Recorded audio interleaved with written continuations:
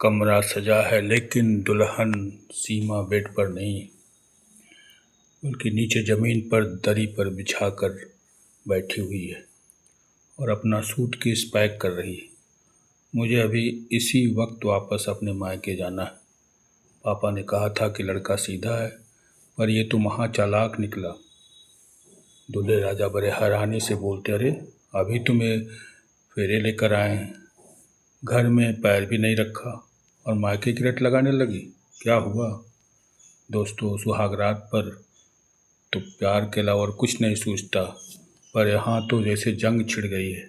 आखिर राहुल ने ऐसा क्या किया? तो आइए आगे देखते हैं कि इस कहानी में क्या रोमांस है। सीमा बोलती है, शादी में जब मेरी सहेलियाँ फ़ोटो खिंचवा रही थी तो तुम उन्हें देखकर दांत क्यों निकाल रहे थे? मैंने सब देख लिया।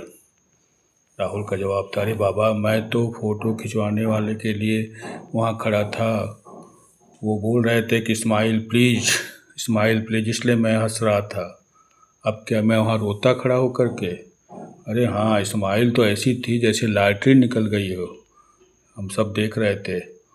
उन्हीं से जाके चाय बनवा के पी लेना। राहुल मनाते हुए कहता, अरे भगवान, मेरी लैट्रिन तो तुम हो। अब क्या मैं अपनी सहेलियों या अपने यानी तुम्हारी सहेलियों से डरता फिरूं? क्या उनसे हंसूं भी ना, बात भी ना करूं? क्या बात है, बोलो। अच्छा बाबा, माफ़ कर दो, चलो सो जाते हैं, क्योंकि बहुत थक गए हैं, पूरी रात जगे हुए हैं। सीमा फिर बोलती है, खबरदार मुझे बेड पर आ गए, क्योंकि मुझे पता है कि तुम रात को ट्रैक्टर जैसा खर्राटा मारते हो, खर्राटा। मैं तुम्हारे साथ नहीं सोऊंगी। राहुल कहता, अरे ट्रैक्टर मैं हूँ? मैं तुम्हें ट्रैक्टर सा लग रहा हूँ? किसने फैलाई है अफवाह? जरा बताना उसका नाम तो। सीमा बोली, तुम्हारे छोटे भाई ने बताया है। उसने ये भी कहा कि तुम नींद में लात मारते रहते हो, मेरी हड्डी पसली तोड़ दोगे क्या रात को? तुम्हारे साथ मैं नहीं सो पाऊंगी। राहुल फिर घुटने के बल पर नीचे खड़ा होकर बोलता है, कान पकड़ता हूँ भैया, कान पकड़ता हूँ, आज से खर्राटा बंद, और मैं बिल्कुल पत्थर की तरह सोऊंगा, बिना हिले डुले। बस ये सूटकेस बंद करो और ये जाना आना बंद करो। देखो सीमा, ये मैं हीरो जैसा तो नहीं हूँ, पर वादा करता हूँ कि हर सुबह तुम्हारी पसंद की जलेबी और रबड़ी खुद लेकर आऊँगा, खुद। और हाँ, रिमोट भी तुम्हारे हाथ में रहेगा। तब तो खुश रहोगी ना? तो सीमा मुस्कुराते हुए बोलती है, सच? रिमोट भी मेरे हाथ में रहेगा? हाँ हाँ, तुम्हारे हाथ में रहेगा, 100% तुम्हारे हाथ में रहेगा। बस अब मुस्करा दो, वरना मोहल्ले वाले क्या कहेंगे कि दुल्हन पहले दिन से ही दूल्हे को पीटने लगी क्या? सीमा हंस करके मुस्कुराती है और बोलती है, चलो अच्छा। राहुल को हल्का सा धक्का देती है और दोनों मिलकर कमरा ठीक करने लगते हैं। तभी सीमा फिर से बोलना शुरू करती है, अरे यहाँ गांव में तो रात के 9 बजते ही सन्नाटा छा जा रहा है। शहर में तो इस वक्त पार्टी शुरू होती है, इस वक्त पार्टी लोग अटेंड करने लगते हैं। तो मुझे तो डर लगता भैया, मैं यहाँ पर रहना हमारे लिए नामुमकिन है। राहुल जवाब देता है, अरे यहाँ झिंगुरों का संगीत बजता है, झिंगुर का संगीत बजता है, यहाँ डीजे की ज़रूरत ही नहीं पड़ती। और डर कैसा, मैं हूँ ना 5.5 फुट का बॉडीगार्ड तुम्हारे लिए।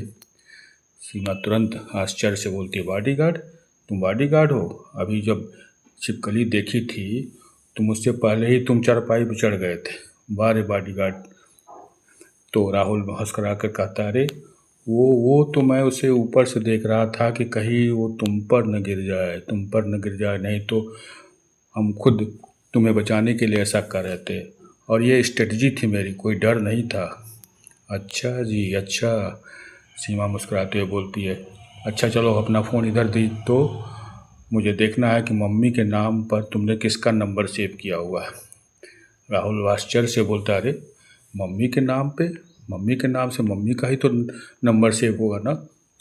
अब क्या मुझे अपनी माँ पर भी शक करना पड़ेगा क्या? सीमा फिर मुस्कुराती है, नहीं बोलती है कि नहीं नहीं, आजकल के लड़के बड़े चालाक होते हैं, उन पर विश्वास करना बहुत मुश्किल है। ये पासवर्ड 1 2 3 4 क्या रखा है तुमने? इसका क्या मतलब है? ये मैंने इसलिए रखा है कि तुम्हें याद रखने में आसानी हो। अब देखो, इसलिए पासवर्ड ये होते हैं कि कोई दूसरा इसे ना समझ पाए। अब लो फ़ोन और देख लो। वैसे भी इसमें तुम्हारी विदाई के अलावा और कोई फ़ोटो है ही नहीं। इसमें भी तुम शेरनी की तरह दहाड़ रही थी, वही सब इसमें वीडियो है। सीमा फिर हंसते हुए बोलती है, क्या मैं दहाड़ रही थी, तुमको दहाड़ सुनाई दे रही थी, मैं रो रही थी, तुम्हें दहाड़ सुनाई दे रही थी। अब तो पक्की बात है कि मेरी तुम्हारे साथ नहीं निभेगी, एकदम नहीं निभेगी। और ज़ोर से राहुल को तकिया मारने लगती है। राहुल, देखो सुनो, कल सुबह 5 बजे, फिर राहुल याद दिलाता है, कल सुबह 5 बजे ध्यान रखो, कल सुबह 5 बजे तैयार रहना, क्योंकि ताई जी और चाची जी आशीर्वाद देने आएंगी। सीमा बोली, अरे 5 बजे? अरे भैया, उस वक्त तो मैं करवट बदलती रहती हूँ, उस समय मैं नहीं उठूँगी। उनको बोल देना कि मेरी तबीयत ख़राब है, बस मैं इतनी सुबह नहीं उठ पाती हूँ। राहुल फिर बोलता है, अरे पहले दिन ही तुम जब बीमार पड़ जाओगी तो सब क्या कहेंगे कि शहर की बहू बहुत नाजुक है, या 8 के 10 बजे तक सो के उठती है। बस एक बार तुम उठ कर के घूंघट कर लेना और फिर चाहे खड़े खड़े ही सो जाना वहाँ पर। सीमा हंसते हुए बोलती है, ठीक है, लेकिन एक शर्त तुम्हें माननी पड़ेगी, और वह कि चाय तुम बना कर लाओगे और उसमें भी चीनी बहुत कम होगी।